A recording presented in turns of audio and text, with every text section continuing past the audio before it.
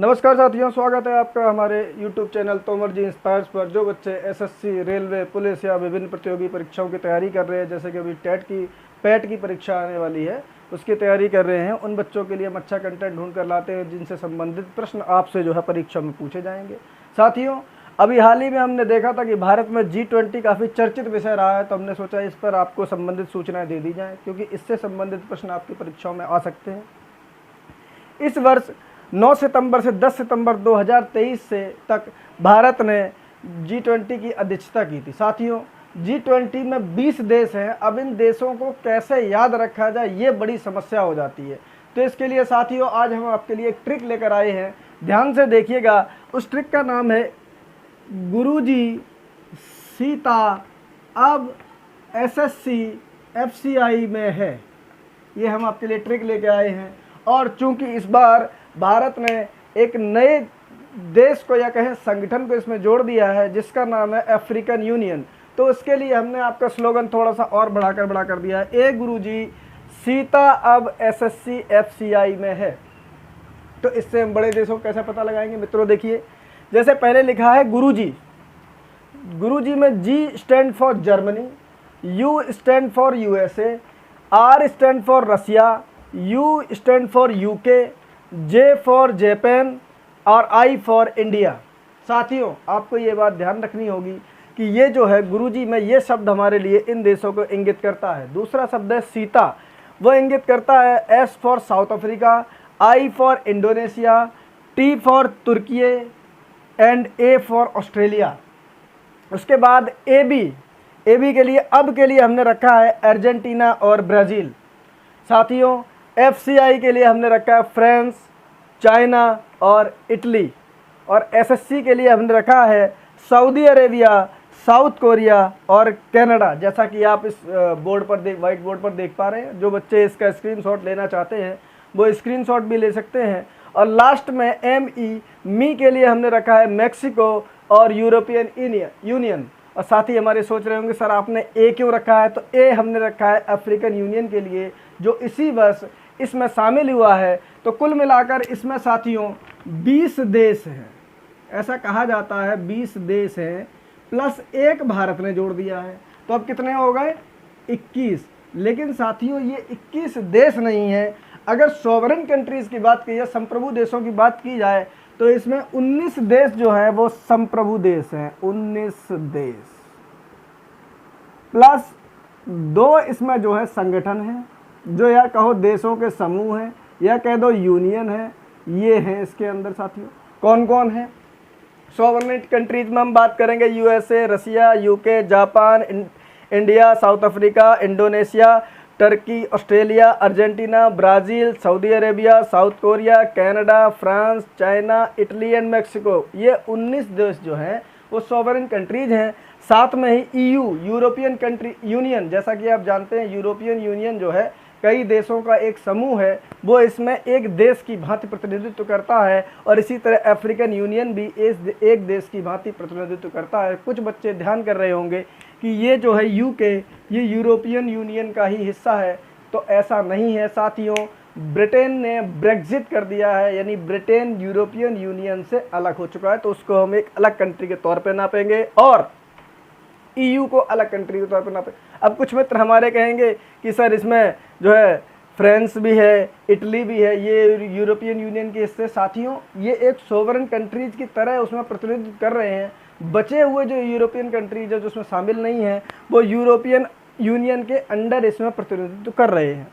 साथियों हमें ध्यान रखना पड़ेगा ये इतना इम्पोर्टेंट क्यों है। देखिए, ये बहुत ही इम्पोर्टेंट संगठन है कि विश्व की समस्याओं को सुलझाने के लिए, व्यापार को सुगम बनाने के लिए और सारी समस्याओं को हल करने के लिए सारे देश बैठ के आपस में मीटिंग, विचार विमर्श करते हैं। उसी लिए इन जी फोरम्स की ज़रूरत पड़ती है। अब आप ज़रा सोच के देखिए कि विश्व की 80% जीडीपी को ये संगठन G20, मात्र 20 देशों का संगठन 80% जीडीपी को कवर करता है। अंतर्राष्ट्रीय व्यापार 75% कवर करता है G20। वैश्विक आबादी का 2/3 यानी 2/3 आबादी G20 का प्रतिनिधित्व करती है। और वैश्विक दुनिया में जितनी ज़मीन है उसका 60% ये कवर करती है। साथियों अब आपको जरा देखना पड़ेगा, इसके मैप की तरफ देखना पड़ेगा कि जहाँ पर रसिया हो, जहाँ पर चाइना हो, जहाँ पर इंडिया हो, ब्राज़ील हो, ऑस्ट्रेलिया हो, साउथ और यूएसए हो, इतने बड़े बड़े कंट्री हो, तो वहाँ पर कितना बड़ा भूभाग उसको प्रतिनिधित्व करेगा और कितनी बड़ी जनसंख्या प्रतिनिधित्व करेगी। दुनिया के सबसे बड़े 2 जनसंख्या वाले देश भारत और चीन इसके अंदर शामिल हैं। सोच के देखिए, इंडोनेशिया एक बहुत बड़ा जनसंख्या वाला देश ये भी है, ये भी इसके अंदर शामिल है। और अगर आप क्षेत्रफल की बात करेंगे तो आप शुरू से देखें, USA, Russia, Canada, China, Brazil, India, Australia, इस तरह के बड़े बड़े देश इसके अंदर प्रतिनिधित्व कर रहे हैं। साथियों, कौन कौन आता है इसके अंदर? तो राज्य के प्रमुख आते हैं। यहाँ पर राज्य का मतलब देश ही है बच्चों, क्योंकि स्टेट बोला जाता है, किसी भी देश को स्टेट बोला जाता है, इसीलिए राज्य के प्रमुख, राज्य के वित्त मंत्री, विदेश मंत्री या उच्चाधिकारी, जैसे अपने उच्चाधिकारियों में एनएसए हो गए या और भी तरह के उच्चाधिकारी हो, वो इस मीटिंग में जा सकते हैं। इसका गठन 26 सितंबर 1999 किया गया था। ये एक सोच थी कि भाई G7 कंट्रीज पूरी दुनिया का प्रतिनिधित्व नहीं कर पाता है, तो हम G20 बनाएंगे जो काफ़ी दुनिया के काफ़ी हिस्से का प्रतिनिधित्व कर सके। साथियों, इसके साथ ही आपको ध्यान रखना पड़ेगा कि इसकी बैठक पहली कब हुई। गठन तो इसका 26 सितंबर 1999 को हो गया था, लेकिन पहली बैठक जो थी इसकी 14 से 15 नवंबर तक 2008 में संयुक्त राज्य अमेरिका यानी यूएसए में हुई थी, और यह वाशिंगटन डीसी में हुई थी, और इसकी अध्यक्षता जॉर्ज डब्ल्यू बुश ने की थी। जॉर्ज डब्ल्यू बुश आपको याद होंगे, अमेरिका के राष्ट्रपति थे, उन्होंने की थी।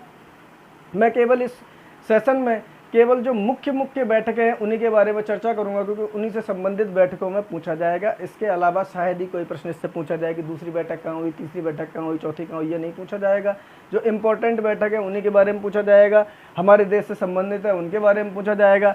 17वीं बैठक जो है 15 से 16 नवंबर 2022, क्षमा कीजिएगा 2022 को इंडोनेशिया में हुई थी। इंडोनेशिया के बाली द्वीप में हुई थी, और जोको विडोडो जो उस समय इंडोनेशिया के राष्ट्राध्यक्ष थे, उन्होंने इसकी अध्यक्षता की थी।